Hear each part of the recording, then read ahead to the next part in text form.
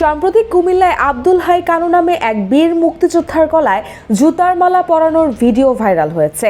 এরপরই নেট দুনিয়ায় শুরু হয় সমালোচনার ঝড়। এরই মধ্যে ঘটনায় জড়িতরা এলাকা ছেড়ে পালিয়েছে। তাদের গ্রেপ্তারে তৎপর হয়েছে পুলিশ।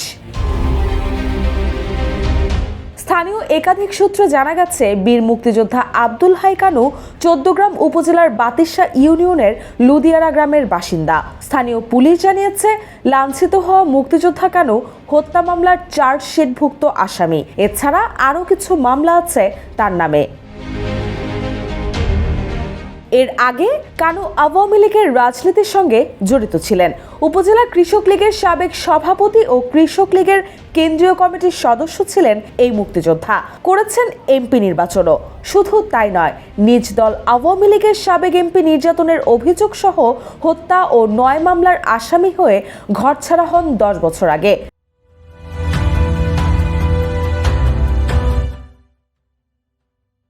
বছরখানেক হলো গ্রামে ফিরেন তিনি। এরপর থেকে অনেকটা ঘরবন্দি জীবনযাপন করতেন এই মুক্তিযোদ্ধা। এছাড়াও তার বিরুদ্ধে আরও একাধিক অভিযোগ রয়েছে। শীর্ষ এক অনলাইন পোর্টালের দাবি, আওয়ামী লীগ নেতা শাহীন হত্যার মূল হোতা ছিল এই কানু। চাঁদাবাজি, টেন্ডারবাজি, চুরি, ডাকাতি, মাদক সহ কোনো ধরনের অপকর্ম বাদ রাখেননি তিনি। ছোট ছোট কোমলমতি শিশুদের হাতে কলমের পরিবর্তে অস্ত্র তুলে দিতেন এই কানু। এছাড়াও লুদিয়ারা, কুলিয়ারা, পাতরডা, আমজাদের বাজার, সারপটি, বেরোলা, হিঙ্গুলা সহ আশেপাশের যত সন্ত্রাসী ছিল, সকল সন্ত্রাসীর গডফাদার ছিলেন তিনি। রোববার দুপুরে বাজারে যাওয়ার সময় লাঞ্ছনার শিকার হন মুক্তিযোদ্ধা কানু। এ বিষয়ে চৌদ্দগ্রাম থানার ভারপ্রাপ্ত কর্মকর্তা এটিএম আখতারুজ্জামান বলেন, যারা এই ঘটনা ঘটিয়েছে তাদের কয়েকজনের পরিচয় পেয়েছে। জানতে পেরেছি জড়িতরা কেউ গাজীপুর, কেউ ঢাকায় থাকেন। তাদের ধরার চেষ্টা চলছে।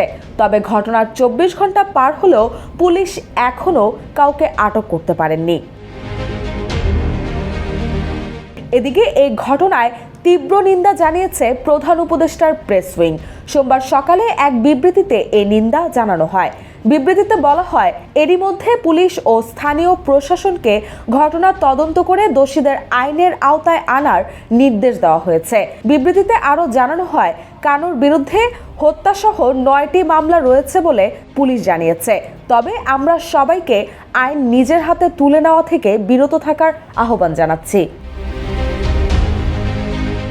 অন্যদিকে ঘটনার সঙ্গে জড়িতদের সবাই জামাত শিবিরের রাজনীতির সঙ্গে জড়িত বলে কানুর পরিবার থেকে অভিযোগ করা হলেও চৌদ্দগ্রাম উপজেলা জামায়াতের আমির মাহফুজুর রহমান বিষয়টি অস্বীকার করেছেন। পাশাপাশি যারা জড়িত তাদের গ্রেপ্তারের দাবি জানিয়েছেন।